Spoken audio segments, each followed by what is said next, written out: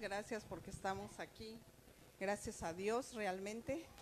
Él es el que nos sustenta y el que alimenta nuestras vidas. Yo creo que Dios nunca se equivoca, y ahorita que estaba escuchando yo la alabanza de preparando el camino del Señor, la venida del Señor, de eso es el tema del día de hoy. Entonces cuando los escuché ensayar dije, wow, Dios en el mismo canal, Dios en el mismo tema. Y para los que anotan es preparando el camino del Señor. Ajá, así como están, inclinen su rostro. Bendito Dios, te damos muchas gracias por tu presencia. Gracias porque tú estás aquí con nosotros todos los días. Es una promesa que tú nos diste para siempre, Señor. Hoy abre nuestro entendimiento para que podamos meditar en tu bendita palabra y hacer lo que ahí está escrita y cumplir con el propósito por el cual tú nos la dejaste. Espíritu Santo, ayúdanos en el nombre de Jesús. Amén y amén. Preparando el camino del Señor.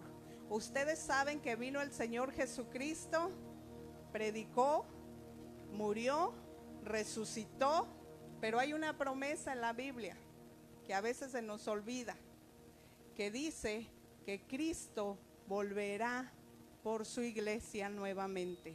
Dice, y en un abrir y cerrar de ojos nos llevará el Señor.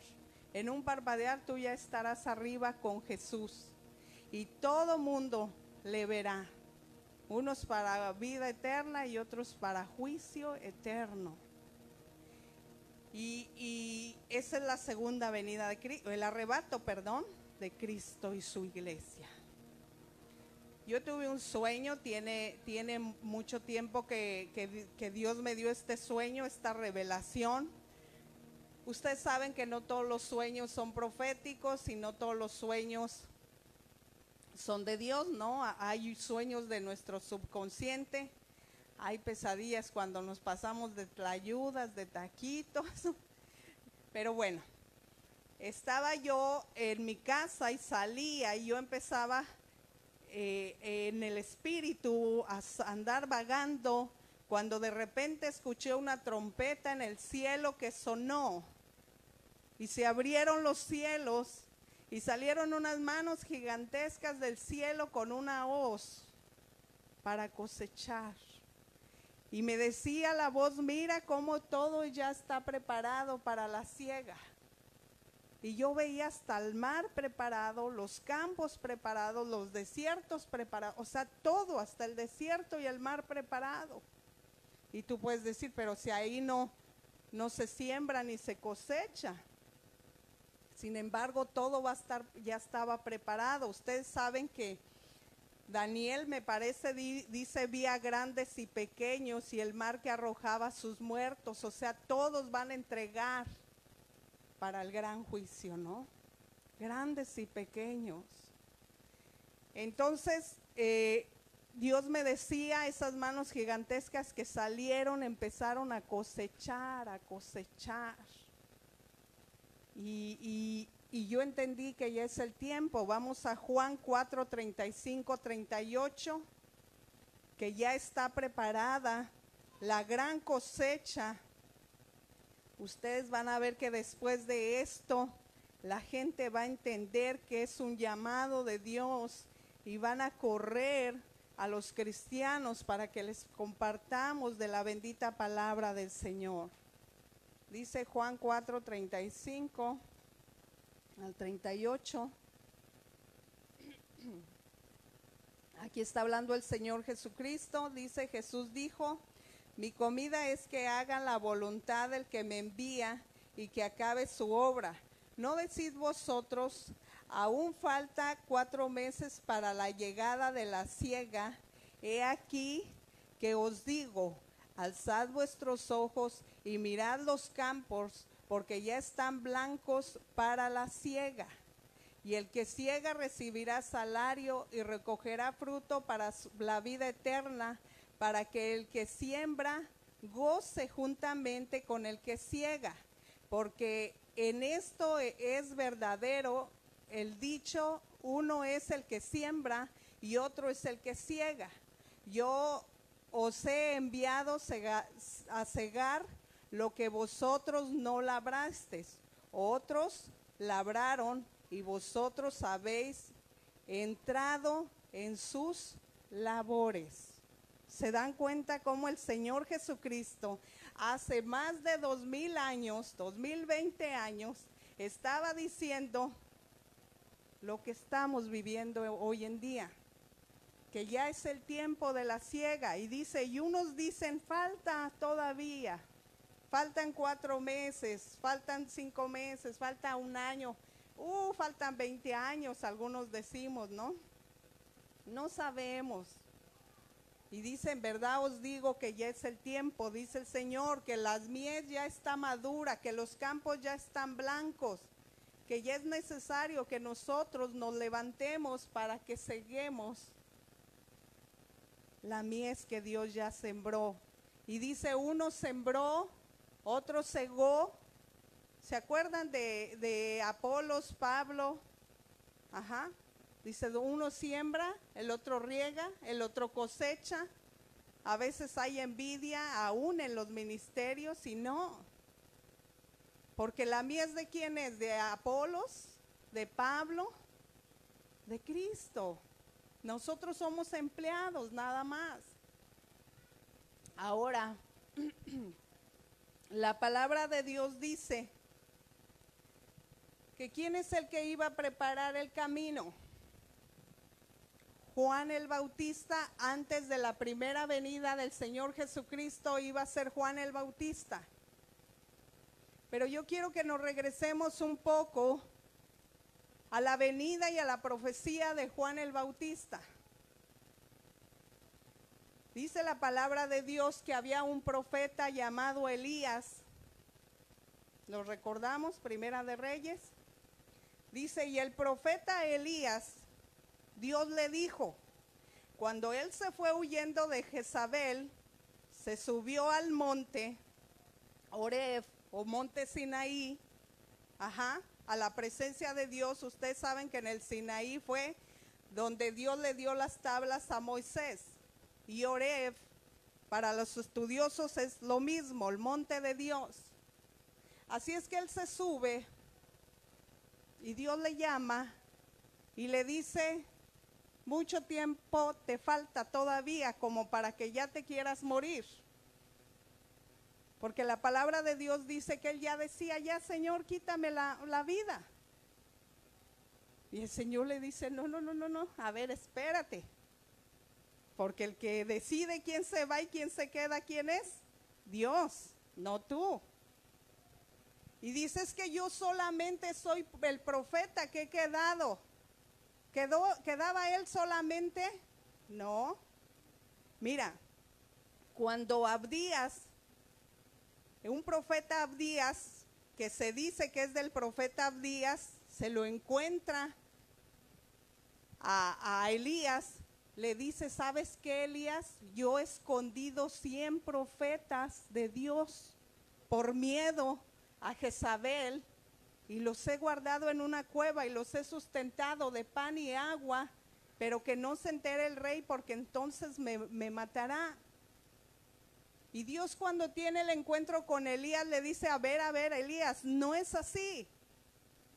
Hay 7,000 pueblo mío que no se ha prostrado ante Baal y Acera y que no lo ha besado. 7,000 almas que no se han corrompido. Así es que, ¿dónde sacas tú tus estadísticas? A veces nuestras estadísticas son muy distintas a las de Dios, ¿no? Bueno, le dice, tú no te vas a mover hasta que hayas ungido a Hazael como rey de Siria, a Jehú como rey de Israel y a Eliseo en lugar tuyo. Ahora yo te pregunto, amado pueblo, ¿el profeta cumplió esta encomienda de parte de Dios? No. La Biblia dice que Hazael Hazael era mensajero del rey. Hazael era mensajero del rey de Siria. Y dice la Biblia que el rey de Siria estaba enfermo y manda a Eliseo. ¿Qué quiere decir esto? Que Elías ya no estaba aquí en la tierra. Dice que manda a Eliseo a preguntarle por boca de ¿quién? De Hazael.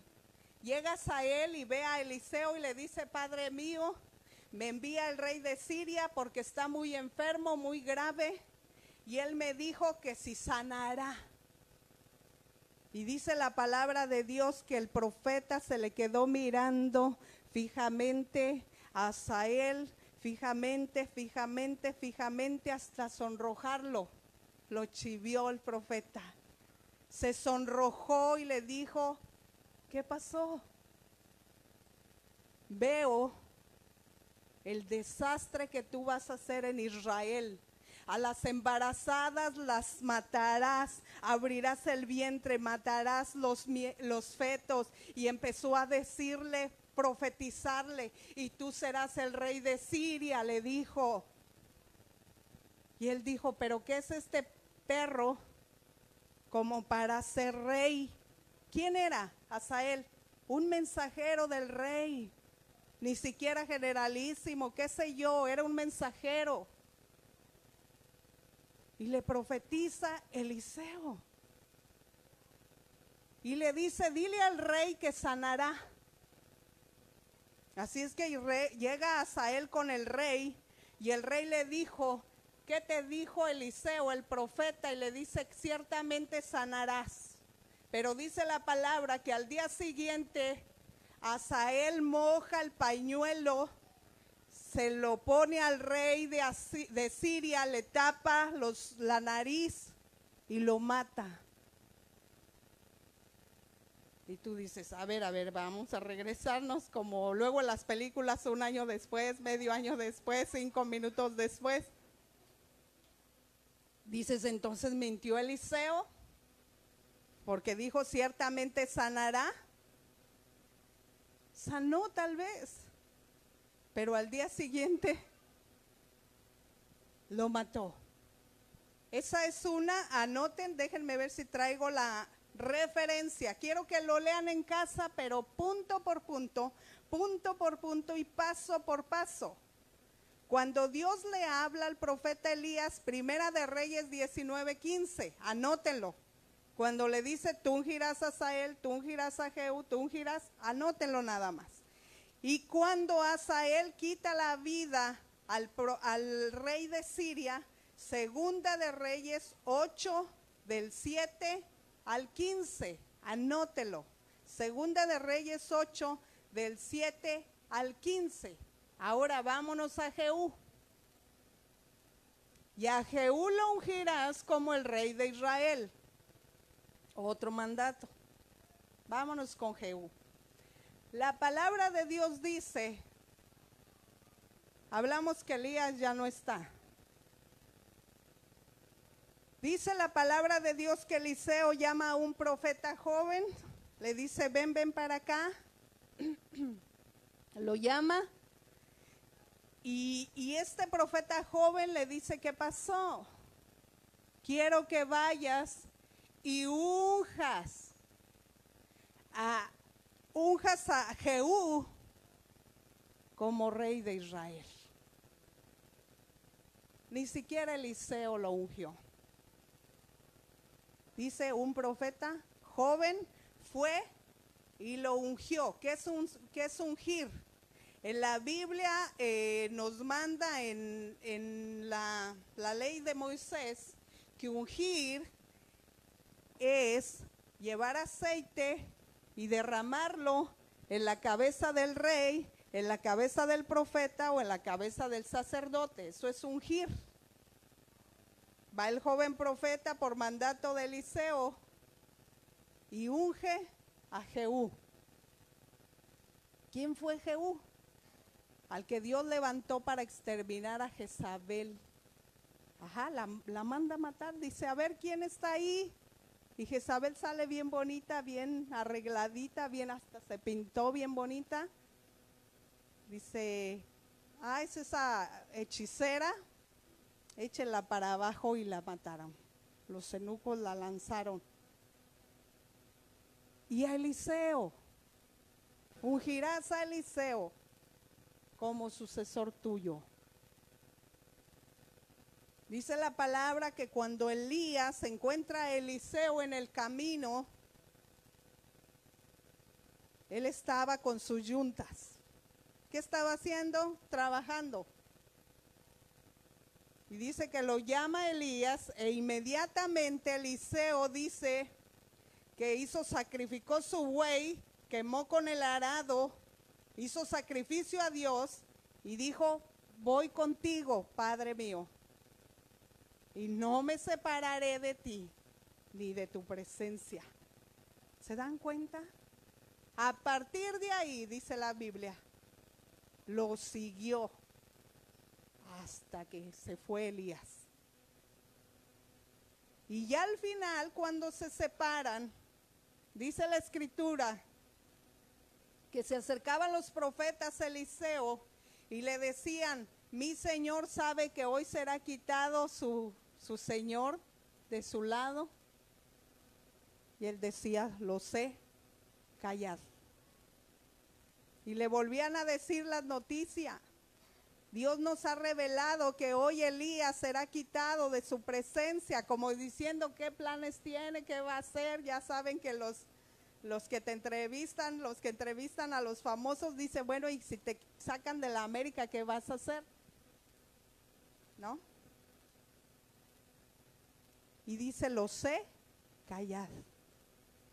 Dice la palabra de Dios que estando juntos, Eliseo le dice, Señor, dame la doble porción de tu espíritu.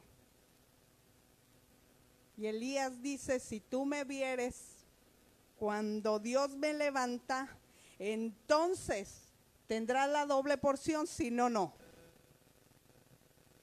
Así es que dice la palabra de Dios, si llega un carro de fuego de Dios y los aparta, y un torbellino levanta al profeta Elías. La mayoría decimos, y Dios se lo llevó en carros de fuego.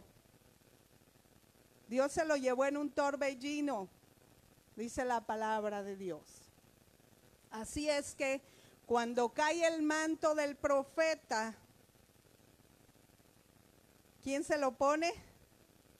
Eliseo. Anoten, por favor. En lo de Jehú, anoten Segunda de Reyes 9 del 1 al 13 para que lo escudriñen bien minuciosamente en su casa. Ahí van a ver ustedes cómo fue un joven profeta el que lo ungió. Si quieren vamos a verlo de una vez. En Reyes. Segunda de Reyes 9, vamos a ver si es esa. Ajá, sí. 9, dice, entonces el profeta Eliseo llamó a uno de los hijos de los profetas y le dijo, ciñe tus lomos, toma esta redoma de aceite en tu mano y ve a Ramot de Galaad. Cuando llegues ahí, verás ahí ¿a quién? A Jehú, hijo de Josafat, hijo de Nipsi, y entrando, haz que se levante de entre sus hermanos y llévalo a la cámara. Toma luego la redoma de aceite y derrama sobre su cabeza y di, fíjate, así dijo Jehová, yo te he ungido por rey sobre Israel. Y abriendo la puerta echa a huir y no te esperes. ¿Se dan cuenta quién lo ungió? Un joven profeta que no era Elías. Ajá. Ahora, tú puedes decir, pues si Elías era desobediente, Yo puedo ser desobediente y que Dios me lleve. No, no, no, no, no. ¿Qué estaba hablando Dios? De que Elías prepararía el camino para que el pueblo de Israel se convirtiera. Dios te da una palabra. Yo le decía a Karen cuando veía estas citas, yo le decía a Karen, ya me puedo morir porque hay muchas profecías que no se han cumplido, pero que ustedes las cumplirán. Hay profecías que Dios me dio, que las tengo anotadas, pero si yo no las cumplo, ellos las cumplirán. Si tú no las cumples, tus hijos las cumplirán, tus nietos las cumplirán si antes no viene Cristo. ¿Cuál es tu problema? Yo me imagino que Elías era un Fares el que abre la brecha. Veíamos al hijo de Tamar y Judá, que él es el que abrió la brecha. Venían gemelos, compartíamos la vez pasada, y Fares abrió la brecha. Elías abrió la brecha. ¿Por qué? Porque en la época de Elías estábamos viviendo lo que ahora se está viviendo. Dice la palabra de Dios que en la época de Elías el pueblo claudicaba, adoraba a Dios, pero adoraba a Baal y adoraba a Acera. Dice la palabra de Dios que había 450 sacerdotes de Baal y 400 sacerdotes de Acera, 850 sacerdotes nada más, sacerdotes. ¿Y qué es claudicar? Claudicar es que yo tengo un pie en el mundo y que tengo un pie en el cristianismo. Eso es claudicar, que yo estoy viviendo una doble vida. Echa un vistazo en la actualidad, cómo se está viviendo en nuestros días. El mundo en la iglesia, en la alabanza, el mundo en la alabanza. El vestuario, el mundo en el vestuario. La forma de hablar de la iglesia es del mundo, no es de Dios. Yo les digo a los hermanos, cuando un pueblo te conquista, ¿qué es lo que primero que cambia ese pueblo? Tu idioma. Si a ti te hubiera conquistado en Estados Unidos, hablarías inglés. ¿Y por qué tu idioma a veces no ha cambiado? Porque estamos con Baal, con Dios, con Baal, con Dios. ¿Y por qué hablamos de Elías antes de hablar de Juan el Bautista? Ahí vienen las profecías, donde la palabra de Dios dice, y vendrá a preparar el camino un hombre con el espíritu de Elías. ¿Quién era? Juan el Bautista. Es más, dice la palabra que hasta se vistió como Elías. ¿Quién le dijo que se vistiera como Elías? La revelación del Espíritu Santo. Lo traía en el ADN, su vestuario lo traía en el ADN. Dice la palabra de Dios que cuando el rey mandó llamar al profeta Elías para pedirle consejo, dice, descríbeme a ese profeta. Y le dijeron sus siervos, pues es uno que viste pelo, su vestido es de pelo y un cinturón de cuero. Ah, entonces sí es Elías, házmelo traer. ¿Cómo se vestía Juan el Bautista? Con pelo, cinturón de cuero, comía miel silvestre y chapulines. Y tú dices, ¿quién le dijo que así se tenía que vestir? Vestimenta de Elías, habla de Elías, espíritu de Elías, para preparar el camino. Ahora vienes tú, mi amada iglesia, con el espíritu de Juan el Bautista.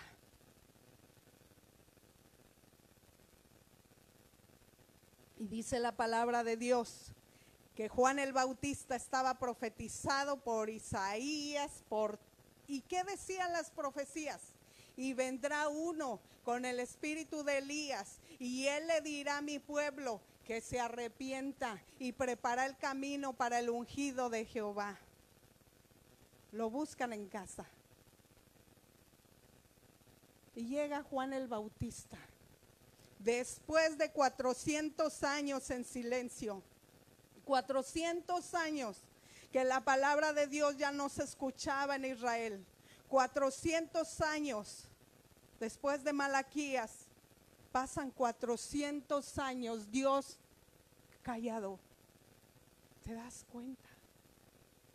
Esto es para no dejar de llorar.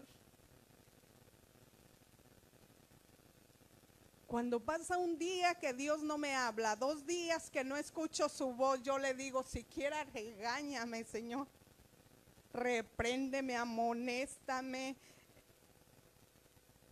Pero que me digas que ahí está tu presencia todavía conmigo. Imagínate 400 años.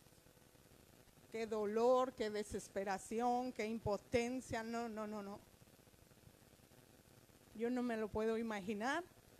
Y llega Juan el Bautista. El Señor Jesús lo dice.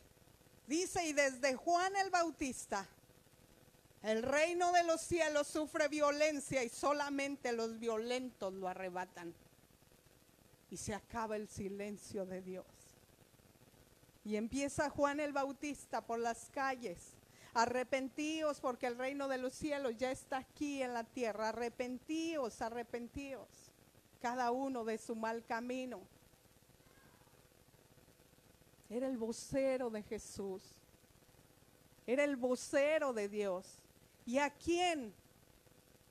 ¿Qué le dijo Dios en las profecías a Juan? Que él iba a ir a predicar el arrepentimiento al pueblo del Señor.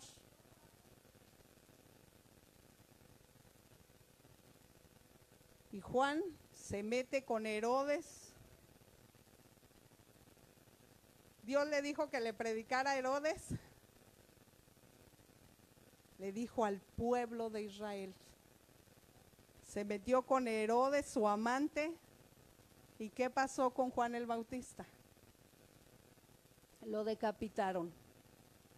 Pero esto también estaba profetizado. Porque la palabra dice, y él mismo decía, es necesario que yo muera. Es necesario que yo mengüe para que Cristo crezca, para que Jesús crezca. Y así fue. Porque ¿quién lo pudo haber salvado? Jesucristo. Pudo haber dicho, no, yo no voy a permitir. Todavía Juan el Bautista, cuando estuvo en la cárcel, dice la palabra que él dijo, vayan y pregúntenle a Jesús si es él o esperaremos a otro. Y el Señor Jesús no le dijo sí ni no. Él le dijo, dile a Juan que echó fuera demonios, que sanó enfermos y que resucitó muertos. ¿Y sabes qué ha de haber dicho Juan? Ya me voy. ¿Ok? Ya me voy. Es él. El gran yo soy, el ungido. Ahora, ¿cuál es la encomienda para ti y para mí después de Juan? Ir y predicar a todo el mundo. Ahí ya no dice a Israel, a Estados Unidos, a Canadá. Dice a todo el mundo. Por eso el Señor Jesús dijo, ahora desde Juan el reino de los cielos sufre violencia y los valientes son los que lo arrebatan. Vamos a ver Mateo 3:1.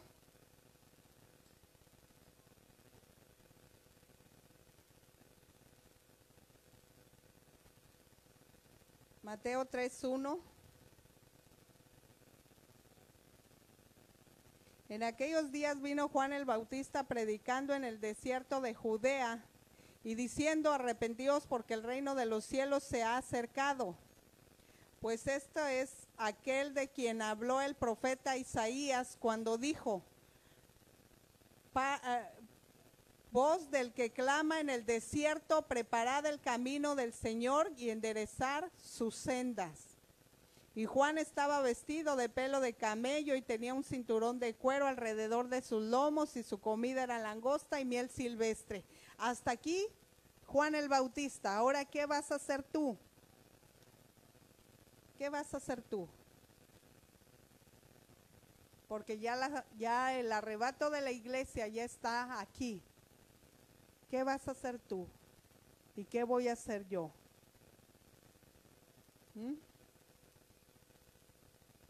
Predicar el arrepentimiento.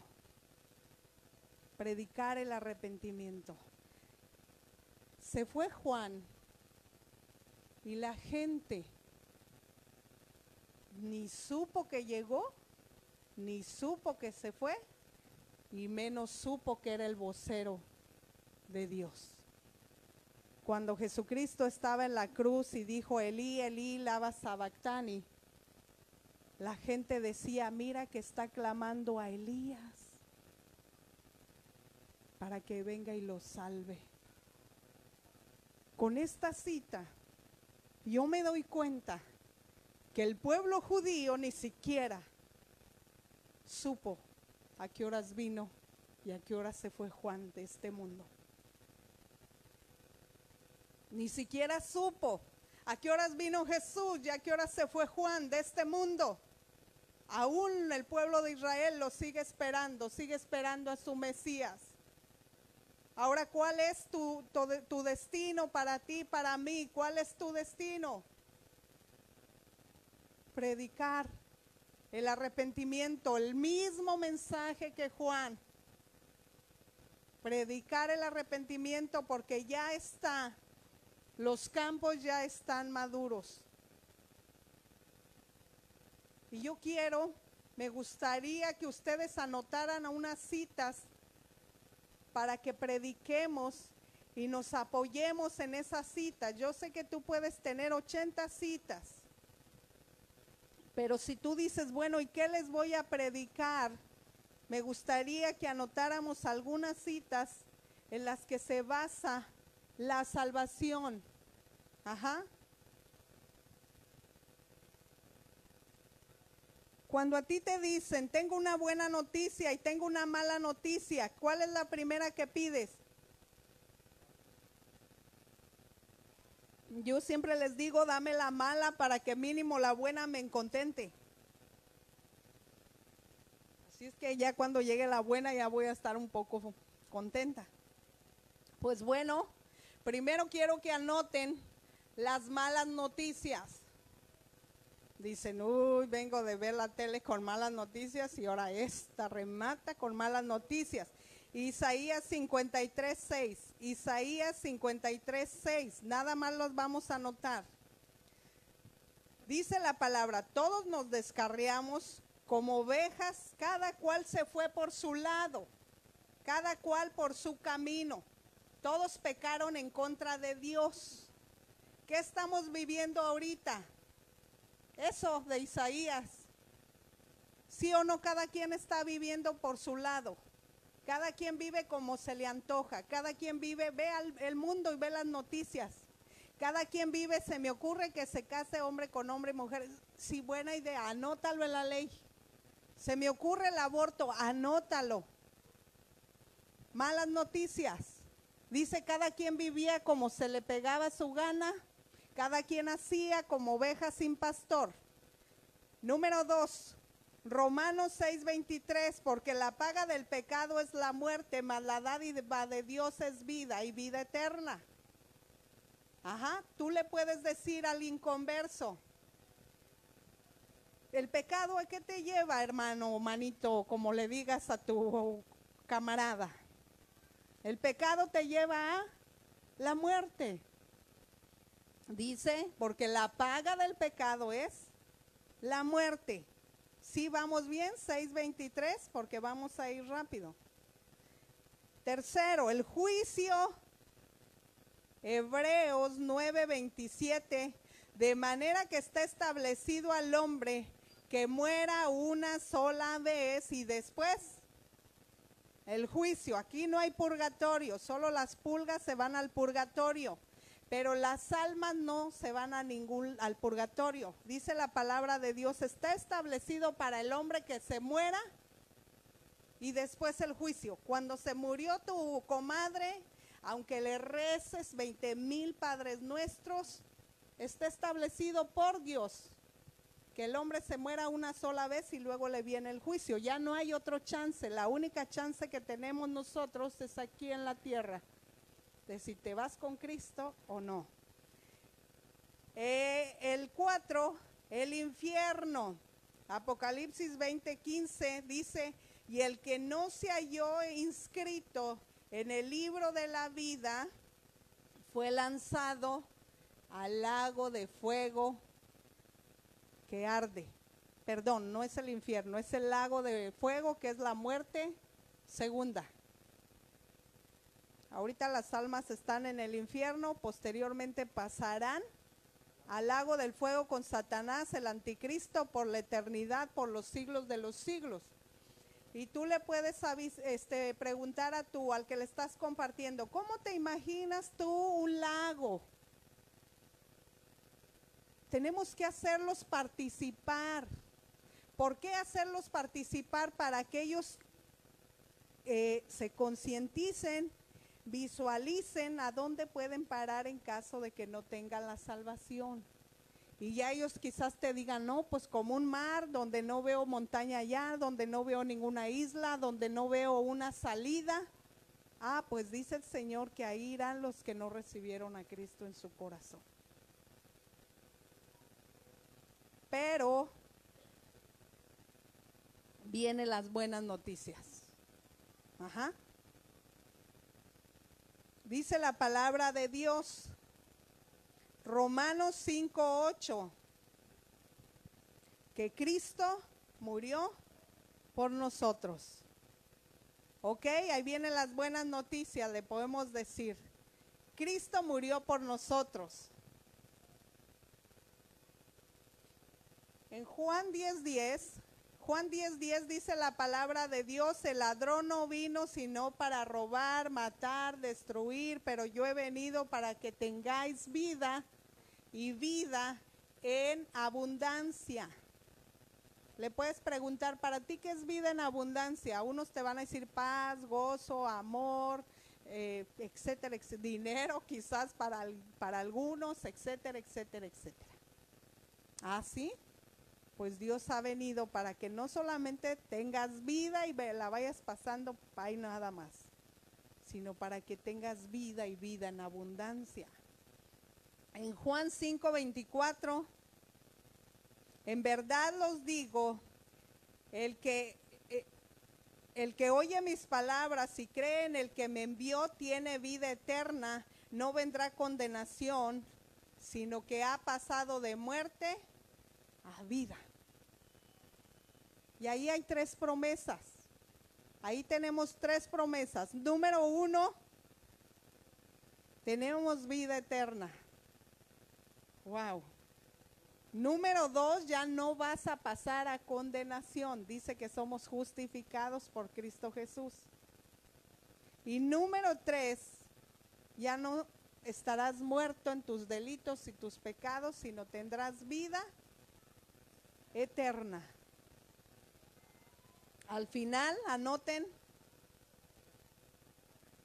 Primera de Juan, me parece que es Primera de Juan, vamos a buscarla, Vic, porque no sé exactamente. A ver, vamos a buscar Primera de Juan 3:36, si me ayudan.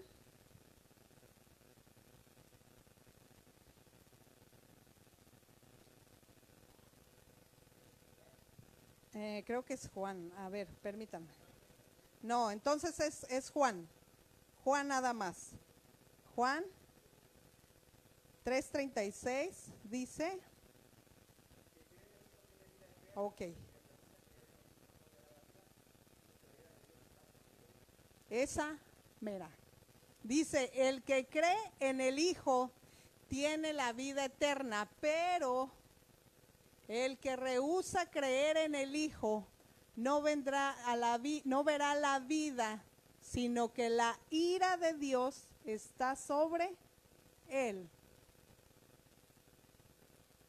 Porque decíamos que la mayoría te dice que todos somos hijos de Dios.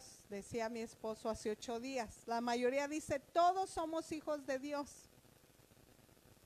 Juan 1:12 dice, todo aquel que recibe a Cristo en su corazón como su Señor y Salvador, a este se le constituye llamarse hijo de Dios. ¿Qué quiere decir? Que te echa a tierra todo lo que tú andabas inventando hace rato. ¿Y qué es constituir? Es cuando tú vas al registro civil, te llevan tus papás y te registran. En el libro de la Constitución mexicana dice que tú eres mexicano, que naciste en Veracruz, tal día, tal fecha, y estás registrado en la Constitución mexicana. ¿Tú eres ciudadano qué? Mexicano, aunque tengamos aquí a alguien de otra nacionalidad, es lo mismo. Tiene su ciudadanía. Entonces dice, y todo aquel que se rehúsa a recibir a Cristo, automáticamente está condenado. Desde aquí ya está condenado. ¿Por qué? Porque imagínate que tú entregaras a tu hijo al que más amas, no por gente buena, por gente pecadora. Y la gente te diga, qué bueno que lo entregaste, ese es tu problema, pero a mí me vale, yo hago mi vida lo que se me antoje. ¿Te daría ira o no te daría ira? Por eso dice la ira de Dios. Y no, de veras que no entendemos todavía la ira de Dios, ¿sí o no? Porque dice la palabra de Dios que hay de aquel que venga la ira de Dios y encuentre un Dios vivo, un Dios de fuego. Había una hermana, es una historia, no es algo que sucedió, de reflexión, que a todos se les dio una cruz, a toda la iglesia, pum, pum, pum, pum, se les dio una cruz. ¿Qué dice la palabra? Toma tu cruz y sígueme. Ahí no dice toma mi cruz, porque a veces nos la colgamos, ¿no? Y decimos, yo ya traigo mi cruz. No. La cruz es símbolo de muerte. Así es que toma tu cruz y sígueme. Y esa hermana todos los días andaba con su cruz, así es que ya estaba cansada, harta de vivir en santidad. ¿Por qué? Porque a poco no la santidad cuesta. Claro que sí, hacer lo malo es súper, súper sencillo. La Biblia dice que el camino de la perdición es anchísimo, que el camino de la salvación es pequeño y se llama Jesús, que la puerta de la perdición es anchísima, pero la puerta que es Jesús es estrecha y muy pocos entran por ella. Así es que esta hermana le dijo a otra hermana, oye, ¿cómo le haces para cargar tu cruz? Porque yo ya no aguanto. Y dice, pues tampoco a veces siento soportar, pero sin embargo, yo sé que al rato nos van a pedir la cruz y que para algo nos va a servir, ¿no? Cargarla. Así es que esta hermana dijo, mejor voy a buscar estrategias para que yo no cargue tanto tiempo mi cruz. Así es que encontró un cerrote por ahí, un serrucho, y a serruchar su cruz. Y hoy le quitó un pedacito de la punta y siguió avanzando y dijo, creo que todavía me pesa. Así es que juntamente con la cruz llevó su serrucho por si se le seguía ofreciendo. Y le quitó otro pedazo a la cruz, le quitó otro pedazo a la cruz, le quitó otro pedazo a la cruz y así sucesivamente. Hasta que llegaron a un voladero. De este lado iban todos los cristianos y de este lado estaba Jesús parado y los dividía un voladero. Y dijeron, ya llegamos, Señor, pero ¿cómo pasamos del otro lado? Y dijo, bueno, para eso les dije, tomen su cruz y síganme. Pongan la cruz, tiren la cruz y ustedes van a pasar del otro lado sobre la cruz. ¿Qué pasó con la hermana? Ya no le dio el largo. Ya su cruz le quedó muy chiquita como para pasar con Jesús. Y buscamos estrategias los cristianos. Y decimos, no importa que tanto es tantito, al rato le pido perdón a Dios. Él es fiel y justo para perdonarme, y ahí está serruchando, ¿no? A veces en escondidas, porque si me ven los hermanos serruchar mi cruz, a ver qué me van a decir. Mejor me voy a otro municipio a pecar, a adulterar, a fornicar, a otro municipio, donde el pastor no esté ahí de chismoso viéndome. Ponte de pie. Ponte de pie. Yo creo que llevas citas y hay más citas donde tú podrías escudriñar las citas, y cuando tu vecina, a la que tú le estés predicando, te diga, a ver dónde dice eso. Aquí dice, es más, tráeme en tu Biblia y yo te voy a decir a dónde dice eso. Bendito Dios, te damos muchas gracias, porque verdaderamente tu palabra dice, y prepararán ustedes el camino del Señor. Prepararán el camino. Id por todo el mundo, predicando el arrepentimiento, bautizándolos en el nombre del Padre, del Hijo, y enseñándoles a que guarden todas las cosas que yo os he escrito. Aquí están nuestras vidas. ¿Por qué el reino de los cielos sufre violencia? Porque solamente los violentos lo arrebatan. Necesitas ser violento en contra del pecado. Necesitas ser violento en contra del arrepentimiento. Necesitas ser violento en contra de tu maldad. Sé el más violento. A veces decimos, el Satanás me hizo. A veces siempre le echas la culpa a Satanás, y eres tú. Por su propia concupiscencia, dice el apóstol, por su propia concupiscencia. No es el momento de echarle la culpa a otro, es el momento de ser violento contra el vicio, violento contra el deseo de la carne, violento. Porque los violentos arrebatan el reino de los cielos. Bendito Dios. Bendito Señor, haznos los hombres y las mujeres más violentos sobre la tierra. Que el reino de las tinieblas se estremezca, Señor. Que nuestra cabeza cobre mucho precio en el reino de las tinieblas, por la violencia y el terror que somos para ellos. El apóstol Pablo le dijo a Timoteo, ten cuidado de ti mismo. No le dijo ten cuidado de Satanás, ten cuidado de ti mismo. Obviamente no tenemos que ignorar las acechanzas del enemigo, tenemos que estudiar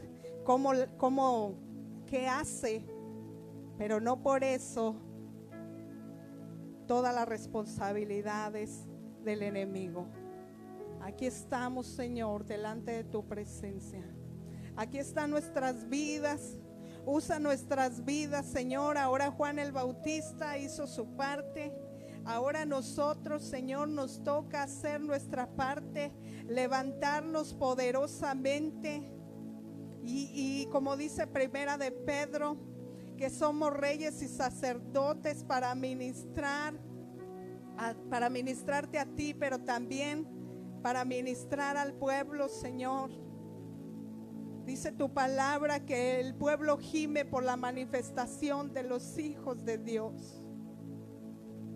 Y tú la has escuchado, Señor. Envíanos a nosotros.